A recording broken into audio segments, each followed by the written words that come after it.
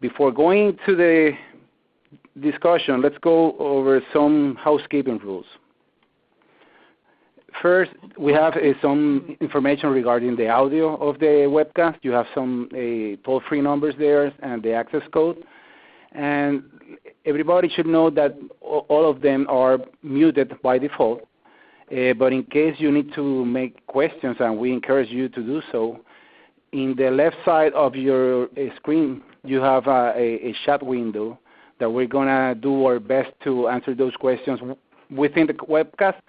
But if your question is not answered during the webcast, don't worry, because we are going to address that question after the webcast, and someone from the firm will contact you. In addition, the webcast is being recorded, and after the webcast, we're also going to send you a link in case that you want to have a link to the webcast. In addition to that, we're going to send to all of those that were registered a copy of the presentation.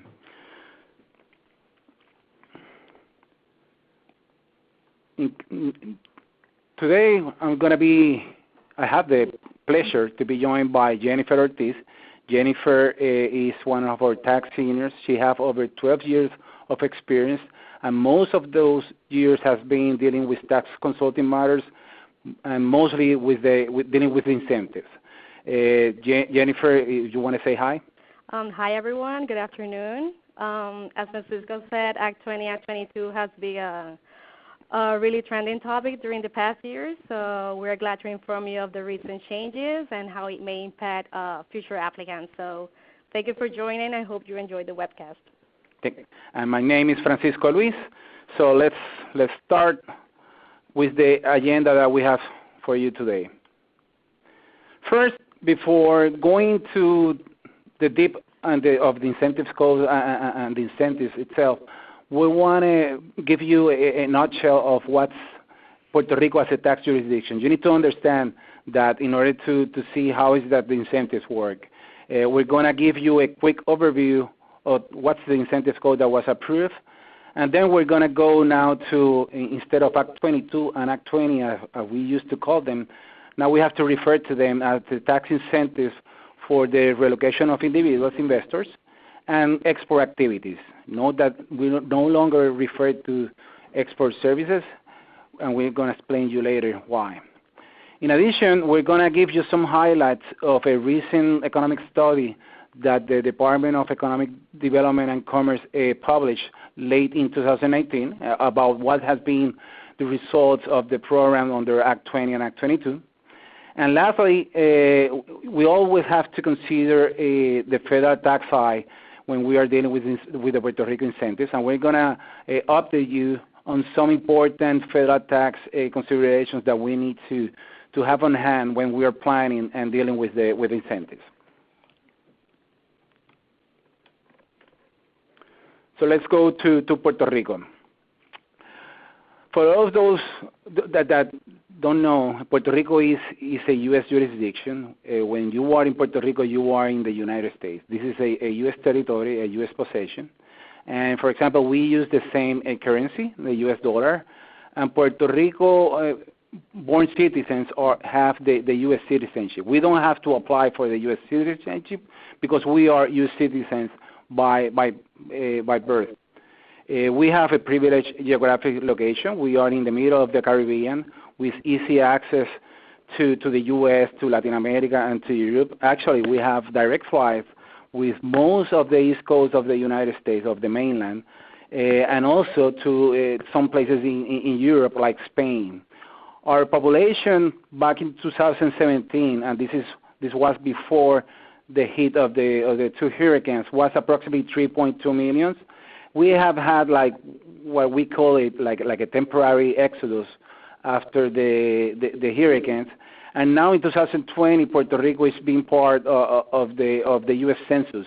So we're going to have after 2020 a more accurate number on what's the actual population, but it's close around 3 million people that we are on the island, and Puerto Rico residents and businesses are subject or are covered by both the Puerto Rico and the U.S. constitutions, and the same with the laws. So when you are in Puerto Rico, you are protected by the U.S. Constitution, which overlaps the one for Puerto Rico. And what is called the incentives cornerstone is that Puerto Rico-born individuals are U.S. citizens, as I mentioned in the previous slide, but when you are a resident of Puerto Rico, you are able to exclude from federal taxation your Puerto Rico source of income. So two key points that during the presentation we're going to go over them, and it's Puerto Rico residency and Puerto Rico source of income. That's on one side.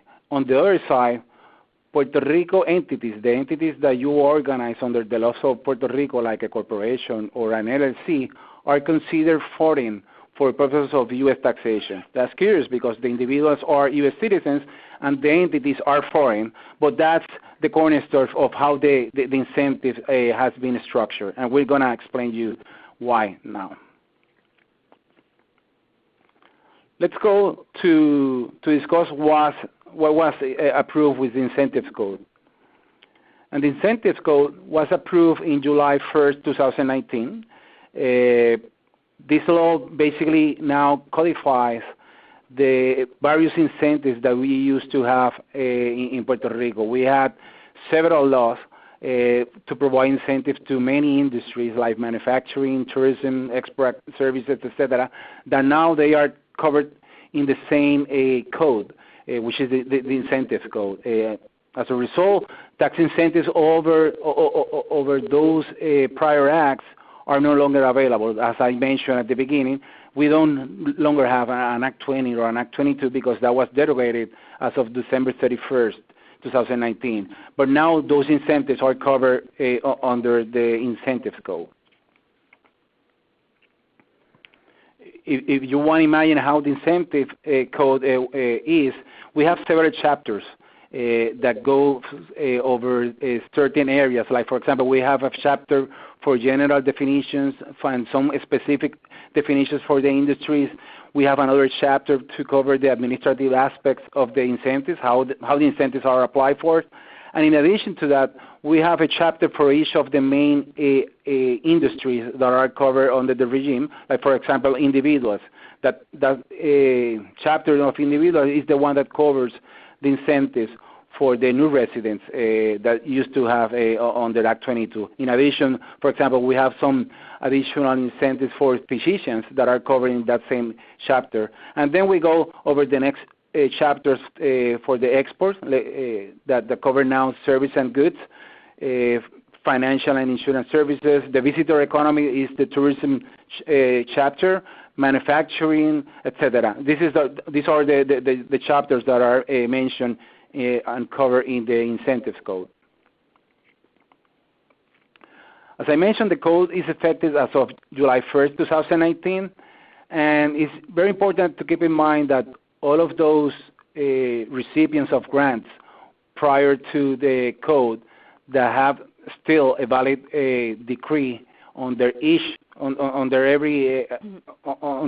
act, like 73, 22, 20, those decrees are not affected by the changes made in the Incentives Code, meaning that if you have a tax grant, that grant is going to be valid until the end of its term. So it's not affected by the changes in the code. Now, in addition to that, from July 1st up to December 31st, 2019, we had like a dual regime where during that time, you could apply under either of the acts that were transferred to the Incentives Code or by the Incentives Code. So on a case-by-case basis, you should have made an analysis of what regime was more favorable and then apply under the one that is more convenient. But now, after January 1st, 2020, any new application has to be filed under the Incentives Code. And under this table, you will have like a diagram of where the previous Incentives Act ended up in the Incentives Code. Like, for example, in the second box, you have Act 22 that is now covered, as I mentioned, in Chapter for individuals, and the Act to promote the export services, which was Act 20, is obviously under the export of trade and services. And the list go on in order for you to have a reference of where the previous act ended up in the incentives code. Now I'm going to pass the baton to Jennifer, which is going to go specifically to cover the incentives for the relocation of individual investors to the island. The tax incentives originally granted to individuals under Act 22 are now ruled under the Tax Incentives Code, as Francisco said. These specific incentives have been classified under the individual section of the code, which is specifically dedicated to individual investors that have relocated to Puerto Rico. The benefits are applicable only to income earned from interest, dividends, and certain capital gains. As such, these individuals will enjoy from a total tax exemption on income earned from interest and dividends since the day they have become a Puerto Rico bona fide resident up until December 31st, 2035. That clarification that Jennifer just made about the certain capital gains is one of the most important because it creates a lot of confusion when people think that all capital gains are covered under the exemption. It's certain capital gains, and Jennifer is going to explain you later which are the ones that are covered. Yeah, these capital gains will benefit from some special rates, which range from 0%, 5%, and 15% as applicable. Also, there are some requirements that need to be met, which include that the new bona fide resident does not have been a resident of Puerto Rico during any time during the 10-year period prior to July 1st, 2019, which is the date in which the Tax Incentives Code was enacted. Do not get confused, since this requirement has been modified throughout the years. Originally, the law required that the individual should not have been a resident of Puerto Rico during a 15-year period window prior to January 17, 2012, which was the date in which the Act 22 was enacted. Then that 15-year period was reduced to a 6-year period, and now it has been changed again to the 10-year period, but prior to July 1st, 2019. An additional requirement is that the individual will need to make an annual contribution of $10,000 to a non-for-profit organization operating in Puerto Rico, which is duly certified as such by the Puerto Rico Department of Treasury. Previously, also under Act 22, the required contribution was of $5,000, and now it has been increased to $10,000.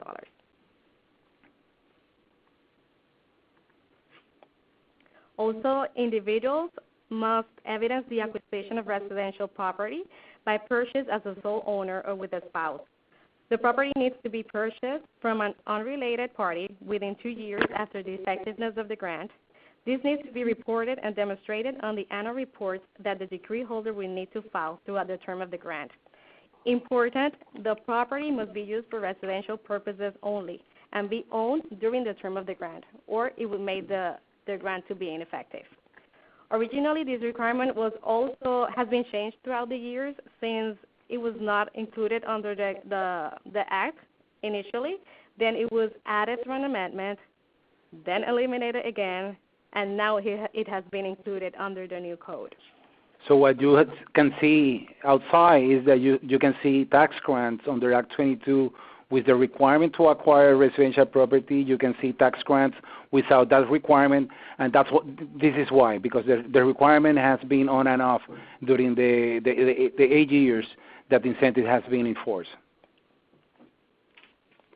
As such, it is very important to note that these incentives are applicable only under the Puerto Rico tax regime, meaning that any income source outside of Puerto Rico will still be subject to regular taxation at the foreign jurisdiction as applicable. In this regard, the real benefit will be to shoot for income source to Puerto Rico, since it will be exempt under the Puerto Rico tax purposes. As such, an understanding of the source of income rules is crucial to determine the corresponding tax implications. For example, in the case of services, the source will be where the services were performed. In the case of interest and dividends, which is what is applicable in this case, is the residence of the payer that triggers the source of the income. And in the case of personal property, it will be the seller's tax home. However, it will be subject to some special rules that we will discuss further. On that note, if you receive interest income from a payer whose residence is outside of Puerto Rico, although it will be fully exempt in Puerto Rico as a result of the tax incentive, it may still be subject to regular taxation at the applicable foreign jurisdiction. In terms of the disposition of personal property, as I mentioned before, there are special rules that apply to gains related to certain investment property that was owned by U.S. citizens or resident aliens prior to becoming residents of Puerto Rico. This gain will be based on residency. Therefore, this is the kind of property you should be shooting for as well in order to maximize those benefits. Example of this will be stocks, bonds, debt instruments, diamonds, and gold.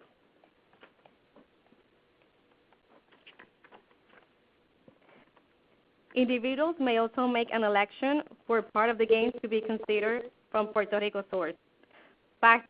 Actually, there are two variables that need to be considered in this case. For example, in the case of marketable securities, the portion of the gain attributable to the Puerto Rico holding period will be based on fair market value at the first day of such period. On the other hand, in the case of property other than marketable securities, the portion of the gain attributable to the Puerto Rico holding period will be determined by a special formula, which is the total gain on disposition of property times the ratio of the number of days in the Puerto Rico holding period over the total number of days in the individual's holding period of such property, which that includes Puerto Rico or any other jurisdiction in which you're in. We would like to emphasize a bit more on the capital gains portion of the incentives, as Francisco mentioned before. As a matter of fact, this capital gains exception only applies to securities and other assets. Very important, it does not apply to real property, only securities and other assets. Previously, under Act 22, these incentives only apply to securities. Furthermore, this term was not defined under the law, nor any further guidance was into effect to establish what actually constituted securities for these purposes. As a result, many tax grants were issued with the language referring to investment assets as a term, which caused some sort of confusion during that time. Now under the code, a definition has been established, and the benefit has been expanded to cover other assets as well. For these purposes, securities means any note, bond, promissory note, debt evidence, options, forward contracts, stocks, and any other similar instrument as with similar characteristics, including derivative instruments. Other assets means commodities, coins, and digital assets based on blockchain technology, which is also some sort of cryptocurrency, which is an area or industry that has gained a huge recognition during the past years.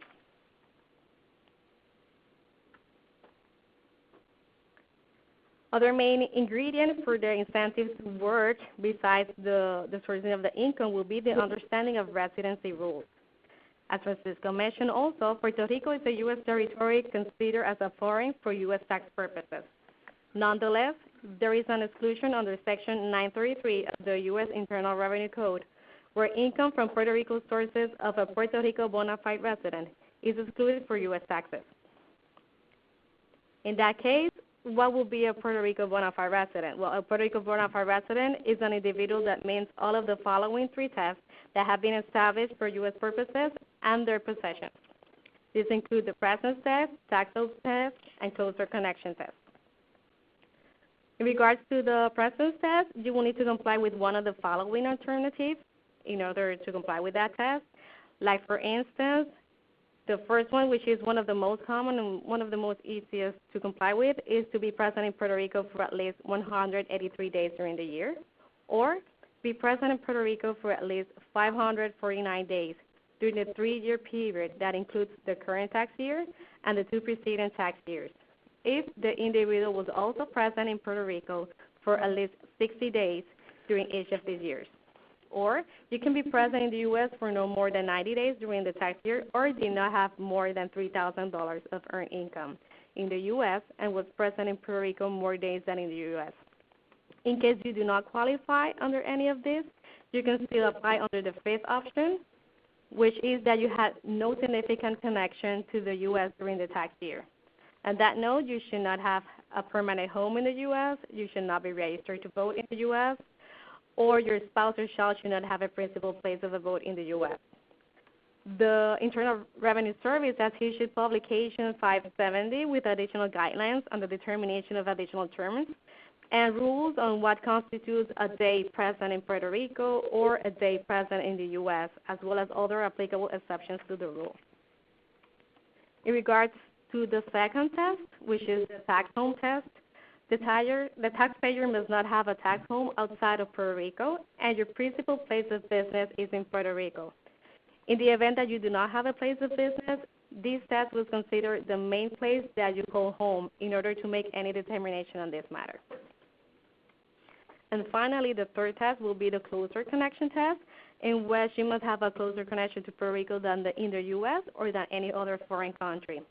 This is more of facts and circumstances case where there are some factors that are basic for this, which will be the determination where is the jurisdiction where you have your driver's license, where you can vote, where you actually perform banking activities, or where are your immediate family located. Nonetheless, all of these can be analyzed on a case-by-case basis.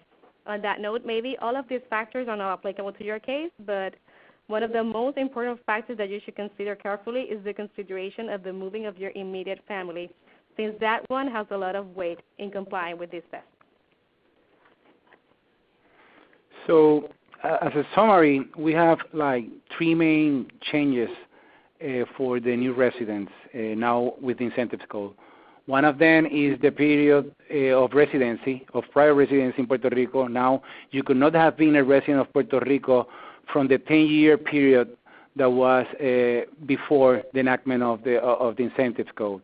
In addition, now we have again the requirement to acquire residential property, and we got the question of whether that property could be rented out to a third party. This hasn't been ruled yet by the agency, by the DEC. However, our interpretation is that it may trigger not to comply with the requirement that you have to use the property exclusively as your residency. So that's something that you need to validate and investigate further. And in addition, the third is not a change, but the third clarification, which is very important, is with respect to what type of capital gains are covered under the exemption. And we used to have, as Jennifer mentioned, the application of that exemption to securities, but the term securities was not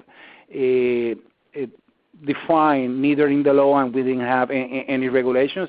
Now we have an express definition, whether we like it or not. Well, now we know what's covered, and we have that definition in the law, in the incentives code. And we also have the expansion of that application to other assets to have the virtual currency also cover under the exemptions. So now let's move to what's the status of the exportation of goods and services. And note that we are referring to goods and services because it is no longer now the exportation of services, and this is the result of an effort to also promote the trading activities from Puerto Rico that are covered under these incentives as well. And the regime, the incentives, is similar to what we used to have under Act 20. We have a 4% flat income tax. This means that there's no taxation on distributions. You just pay the 4% tax, and there's no further taxation on those profits.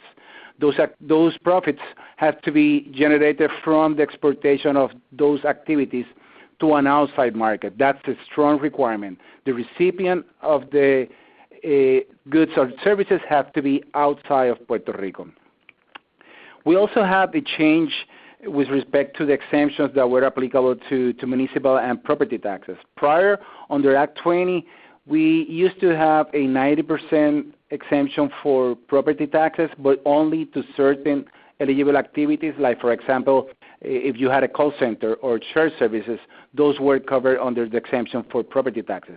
In addition, we had a 6% exemption that covered all of the activities for municipal taxes, like the volume of business tax, what we call in Spanish the patente. Now, all of the activities are covered under the exemption, but the exemptions were modified. For property taxes, the exemption is going to be 75%. for the rest of the municipal taxes is going to be 50%. So we had a drop down there of 10% and 15% for property taxes. And another change is that now the decree is going to be for a term of 15 years with the addition, with the opportunity to renew for an additional 15 years. So you have a total of 30 years, which is what we used to have under Act 20, but with a different proportion, because under Act 20, the terms of the decree were for 20 years, and the extension was only for 10 years. So now, in an effort to standardize all of the incentives in the incentive scope, the incentive is going to be for 15 years with the opportunity to extend for an additional 15 years.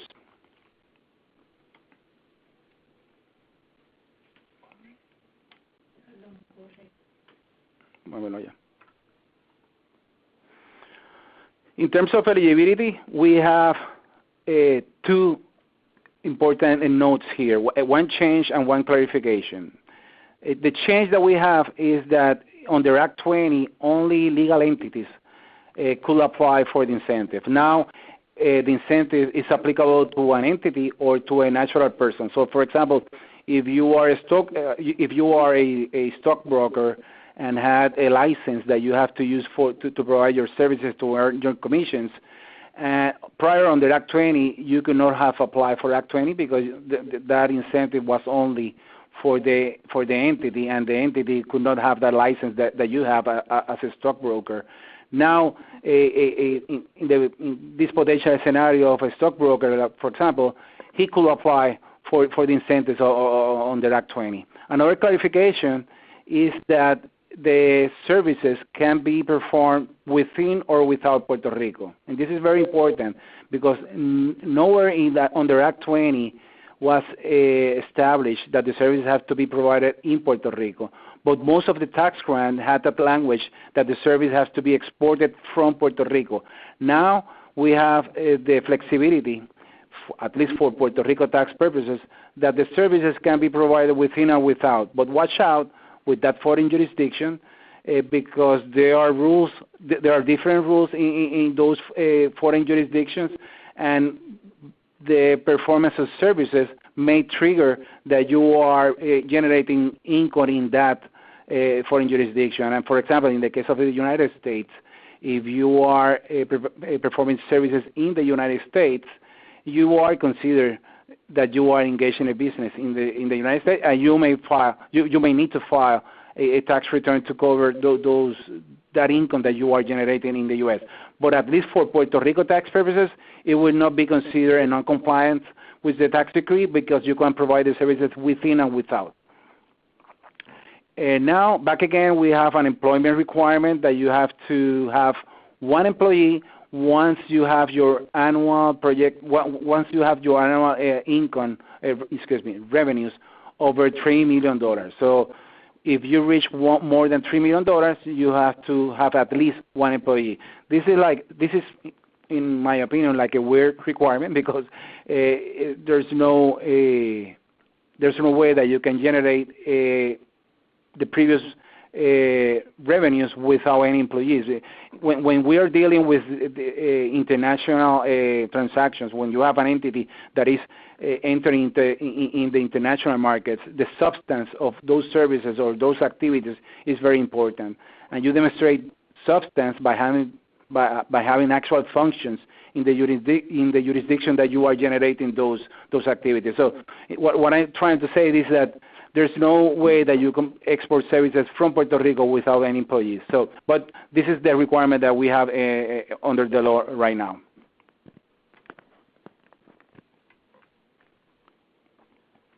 Now, this is the list of the services that we have now as eligible activities under the exportation of goods and services. And we're going to show you then another list for the trading activities. This is very similar to what we used to have under Act 20. Under Act 20, we have one of the items that is marked as new, which is now that the blockchain activities, the service part of those activities are now covered under Act 20, under the exportation of goods and services. And this is the activities that you have for the trading activities. Basically, it's like setting up an office in Puerto Rico to acquire products outside of Puerto Rico and selling them outside of Puerto Rico. That's one of them. Also, if you can distribute products that are manufactured in Puerto Rico to an outside market, that's also covered under the trading activities. Trading has a very strict requirement, and is that if you're going to apply for the incentives for a trading company, you have to show that at least 80% of your gross income is from this activity. So you need to forecast what's going to be your scenario in terms of your business plan. And if you don't foresee that you're going to reach that level with that entity, you may need to create another entity to engage solely in the trading activities.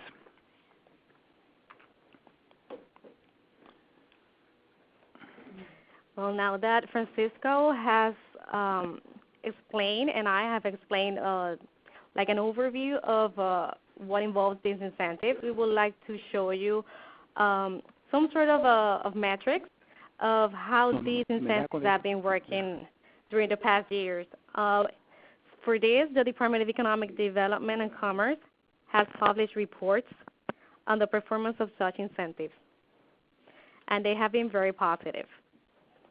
A report was issued during 2015, and now in October 2019 it was updated.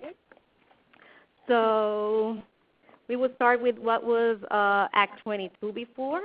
As of 2019, there were 2,202 decrees approved under the Act 22, in which it is still considered a larger number of applications that have been processed and revoked that are not considered in that number. So the number can be larger than 2,000 decrees approved.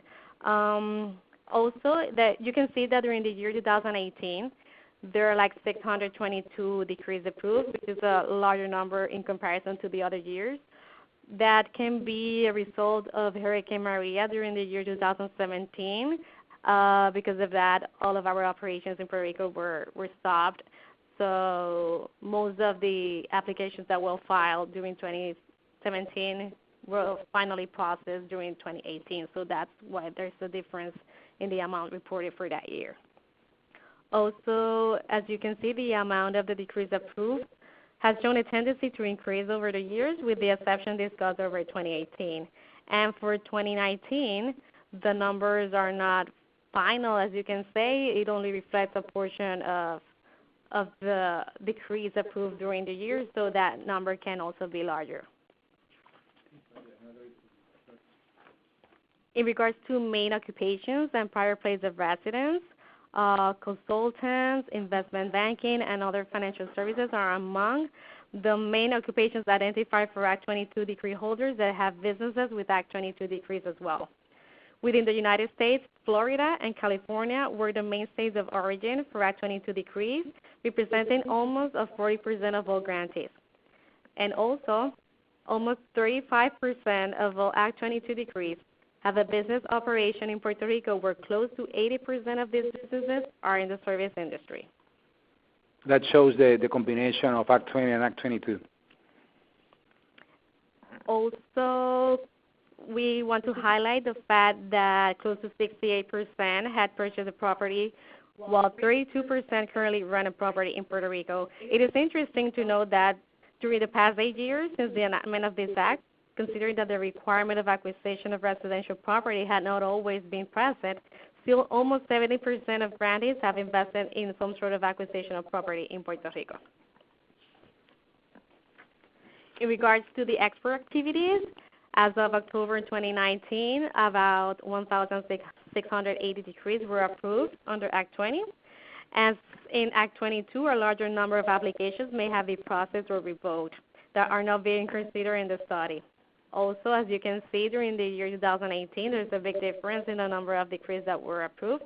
That may be a result of Hurricane Maria, as discussed.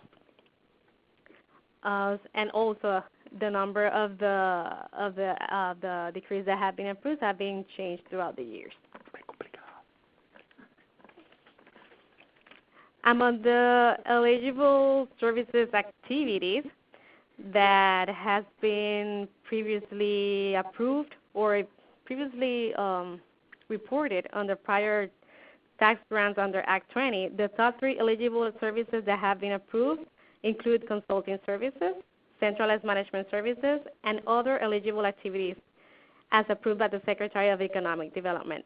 Note that this last category is not inclusive. However, the Secretary has the authority under law to approve services that are not among the list of eligible activities. Therefore, do not feel limited in case the service that you plan to export is not included within the law, since it may still become eligible if the Secretary makes such determination, providing some sort of flexibility, if you can say. This is important. Since the important thing to do is to always provide a detail of how you plan to export and how the fact that we'll provide you some sort of incentives will assist also in Puerto Rico's economic development. Finally, as a matter of export destinations, United States, Virgin Islands, Barbados, and Cayman Islands are among the top destinations of exportation. Thank you, Jennifer. Now, I don't want to get too technical, but it's very important that we go over some important federal tax implications when we are dealing with export activities, mostly with incentives in Puerto Rico. Now, probably some of you have heard about a transfer pricing study. If you are considering a scenario where you're going to have an entity in Puerto Rico to export services or goods to a related entity in the U.S., it's a strong requirement, it's a strict requirement that you need to validate those transactions under the transfer pricing study. Basically, a transfer pricing study is a study, an analysis that will help you document that those transactions are being under an arm's length scenario where there's no manipulation in order to shift income from the U.S. to Puerto Rico. And this is a strict requirement not for Puerto Rico tax purposes, but for U.S. tax purposes, because it is under Section 482 of the Internal Revenue Code that we have this requirement. And this is a requirement that if you don't have this transfer pricing study to document that transaction, it's going to be a matter of penalties that you're going to have to suffer with your tax return. And here in our office, as part of the package of services that we provide for businesses that are exporting services, is that we help you also with the transfer pricing studies that it's going to meet the criteria that is necessary for U.S. tax purposes. In addition, if you have a business in the U.S. and you want to transfer that business to Puerto Rico because you want to enjoy the benefits, you have to consider what's going to be the outbound considerations of moving that business from the U.S. to Puerto Rico. There may be some intangibles that the entity in the U.S. has established, and that may trigger a taxation. So that's something also that you need to consider. And as we have mentioned throughout the presentation, when you are providing services, the location of where the services are being performed will trigger the sourcing. So if you are in the U.S. providing services in the U.S., even though it may be covered under the exportation of goods and services, because we mentioned that it is within or without, in the U.S., you're going to have some tax consequences because you are providing services in the U.S. and generating income in the U.S. And in addition, if you are planning to have an entity in Puerto Rico to export services and you are going to be employed by that entity, keep in mind that you have to pay yourself an advocate compensation. You cannot have the tempting situation of not paying yourself an advocate compensation and have everything being distributions because they are tax exempt. Actually, the Puerto Rico Treasury Department issued a guidance back in 2015 where they have specified that that relation between the officer and owner has to be under an advocate compensation regime. And let's say that you have the plan of setting up an entity in Puerto Rico, but you may not move to Puerto Rico now. as we mentioned before, Puerto Rico entities are considered foreign for U.S. tax purposes. And we have a concept that is very technical, but we have we're going to explain you in 2 minutes, or at least give you the red flags in order for you to identify the issues. But we have what is called a control for a corporation. And a control for a corporation is the one that you have when you have an entity, a foreign corporation, that more than 50% of its voting power or its value is owned by a U.S. shareholder in any day during the taxable year. So we have to define what is a U.S. shareholder to see if we have U.S. shareholders that have more than 50%. And a U.S. shareholder is a U.S. person that has at least 10%. So, for example, if you have a Puerto Rico entity that is owned by 11 equal share owners, none of them will have more than 10%, so you will not have a CFC, what is called the reference to control for a corporations. But if you have a U.S. person that have more than 50%, it will be a U.S. shareholder, and that will trigger the CFC consideration. And there's an important exception for the U.S. person, which includes all U.S. citizens. But for Puerto Rico residents, there's an exception for the U.S. person definition, and it's that the Puerto Rico residents are excluded from the definition of U.S. person with respect to entities organized within Puerto Rico. So if you have the scenario of a Puerto Rico resident that has more than 50% of ownership of the Puerto Rico entity, that entity will not be a CFC because it will not have U.S. shareholders with more than 50%. And what's the issue with the CFC? Well, with the federal tax reform that was approved in December 2017, we have a new player, and it's called the GILTI, the Global Intangible Low Tax Income. And also this is very technical, but just to give you the red flags to identify the issues, basically if that CFC generates income in excess of 10% of its net assets, that income is going to be a flow-through for the U.S. owner, meaning that there's no deferred structure that you used to have with foreign corporations, that you avoided the U.S. taxation up to the moment of distribution. Now, with the GILTI, everything in excess of 10% of the net assets of the CFC is going to be a flow-through. Obviously, there are exceptions and there are rules. We're just giving you the red flags to identify the issues. But just imagine in the case of a service entity, which basically it doesn't have much net assets because basically you will need a couple of computers, some furniture and fixtures, and that's it. 10% in excess of that of those fixed assets is going to be a flow-through to the U.S. shareholder. Now, keep in mind this very important thing, because if you're going to be subject to GILTI, keep in mind that U.S. corporations have a 50% deduction against the GILTI.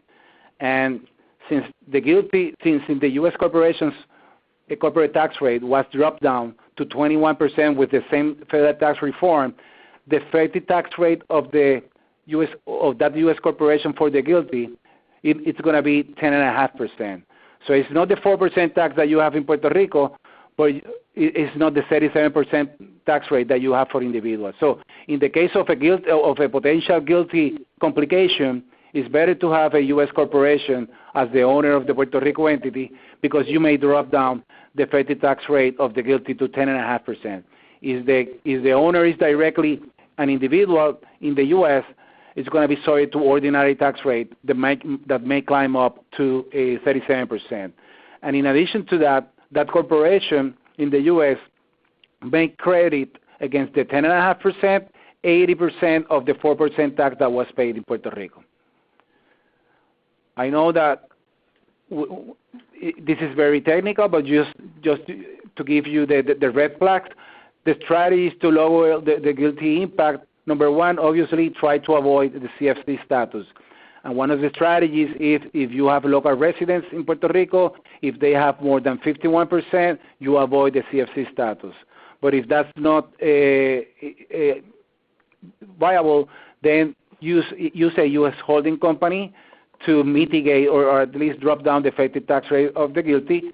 And also, there's a section under the U.S. Code, which is Section 962, which in certain situations, an individual may elect to be taxed as a corporation. So you have to see a potential, the complete scenario, but that also may be an option to mitigate the issue.